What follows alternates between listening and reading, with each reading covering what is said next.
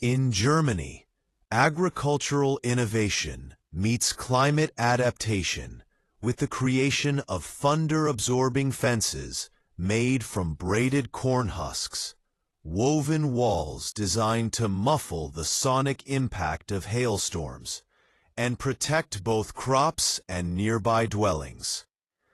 These eco-friendly barriers use layered braids of dried corn husks tightly interwoven with natural fibers like jute or flax to create a dense, acoustically absorbent wall. The structure is mounted around fields, garden perimeters, or rural homes where hailstorms are becoming more intense due to climate change. The woven husk material is surprisingly effective at dispersing sound waves, dulling thunderclaps, breaking up wind shear, and even softening the ricochet of hailstones that might otherwise damage windows, plants, or sensitive equipment.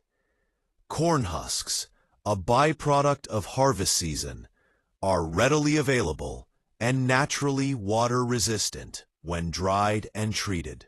As a biodegradable material, they can be composted or replaced seasonally without leaving behind synthetic waste. Some regions also integrate small vertical planters or pollinator habitats into the fence design, further enhancing its ecological value.